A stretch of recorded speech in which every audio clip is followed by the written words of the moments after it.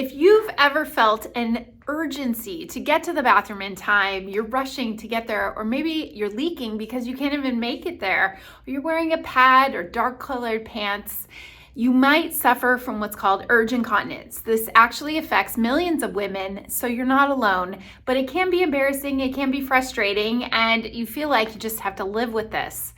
Well, if it's after childbirth or during menopause, or even as you get older, it's not to use those as an excuse, but rather let's actually solve the problem, because you shouldn't have to live that way. There are ways to solve it.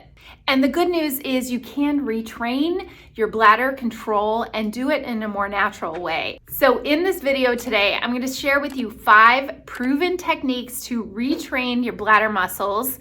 Get back more confidence so you can experience that activity and feeling like you're not embarrassed and you're not gonna have an accident if you're out in public.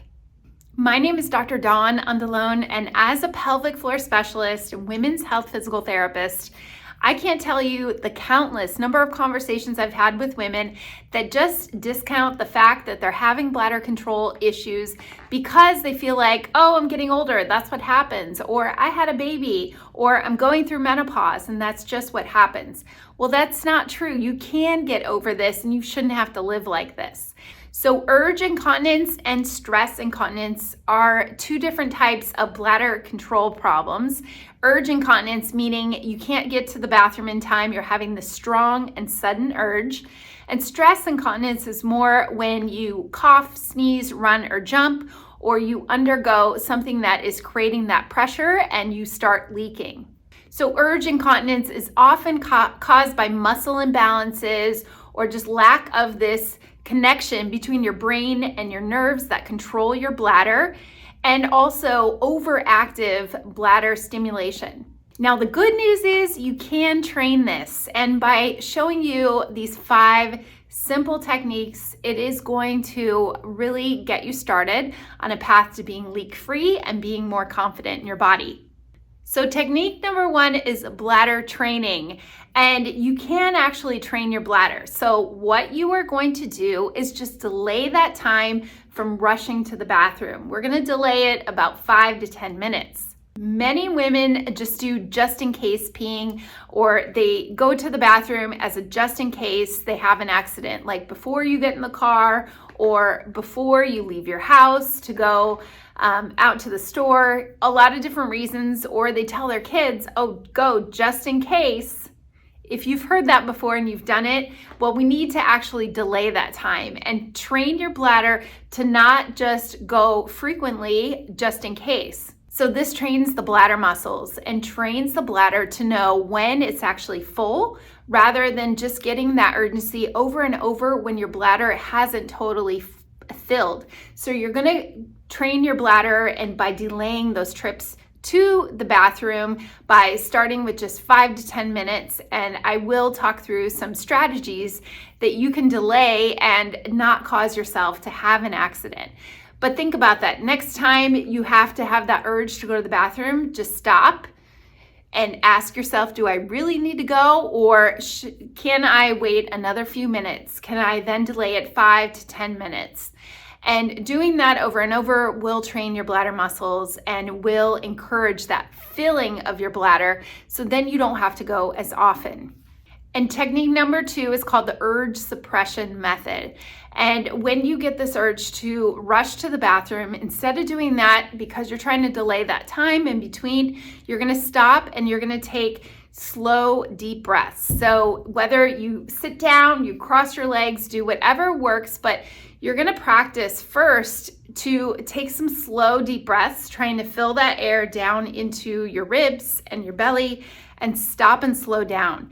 You can also do another little trick of counting backwards from 10. When you do this, it is telling your brain to focus on something else rather than that urgency, that immediate reaction that you're telling your bladder, I've got to go, I've got to go. Instead, you're distracting yourself. So counting backwards from 10 and taking 5 to 10 slow, deep breaths will help you delay it without having those leaks. So engaging in that deep breathing, the first couple of times you do this, you may feel like you got to cross your legs, that you need to sit down, that you need to hold on. But try to get yourself away from that. Instead, just encourage that deep breathing, maybe just a gentle little lift of your pelvic floor muscles, like a gentle little squeeze and a Kegel, but not overdoing it. And when you're breathing, you're actually allowing those pelvic floor muscles to do what they need to and support your bladder the best way. So technique number 3 is diaphragmatic breathing. And I talked about stopping to take some slow, deep breaths. But if you are adding this in as an exercise for consistency, a few minutes a day of doing some slow, deep breaths, then you are going to train those muscles to let go. And instead of holding tight and contracting through your abs or your pelvic floor muscles or crossing your legs, your muscles are going to get more used to that relaxed state so they can actually work when you get the urge and the feeling like you are going to leak. Now, practicing those diaphragmatic breathing exercises is best to do on your back with your knees bent. I have a lot more videos to explain this. So I'll link below another video that talks about diaphragmatic breathing and exercises to help with incontinence and bladder control. But you basically want to imagine that you're breathing in through your nose, filling the air around your lower belly and through your rib cage, rather than breathing up in your neck and shoulders. And even taking your hands on your lower stomach area when you're breathing, so you can feel that rise and fall of your hands on your stomach. This will allow your back to relax, your pelvic floor muscles to relax, and actually is quite relaxing to help calm your nervous system and reset that core and the pelvic floor. So practicing the breathing techniques a couple times a day or even before you go to bed is a great practice to get into and is one of the best ways to help your core and your pelvic floor recover. So technique number 4 is retraining your muscles, actually strengthening your core and your pelvic floor, not just Kegel exercises. Kegel exercises are tightening and squeezing those vaginal muscles and pulling in. But if we're solely doing that, that is just the bottom part of what really makes up your core. And oftentimes when you have this bladder urgency, you're tensing and holding those muscles too tight. So practicing not only that diaphragmatic breathing, but doing other exercises that are going to incorporate your lower abs, your back muscles, your breathing muscles, and your pelvic floor all together. Think mat Pilates exercises. And those restorative exercises are going to be very helpful to get more stability and control and strength around your pelvis. Think gentle little pelvic tilts, glute bridges, small squats with breathing, exercises like that. And I will refer back to my pelvic floor Pilates program below that takes you through a guided Pilates series in order to help any bladder leaks and urgency. But those types of exercises with Pilates mat and gentle core and restore exercises are going to be way more beneficial than just doing Kegel exercises. And then finally, technique number 5 is identifying things in your diet, whether you're eating or drinking, that could be affecting your bladder urgency and frequency. There are things called bladder stimulants in your diet, whether that's caffeine, alcohol, even artificial sweeteners or decaf coffee or tea can all be stimulants, and citrus foods or beverages. So cut those out of your diet. Just try for a couple weeks. See if that also helps your symptoms.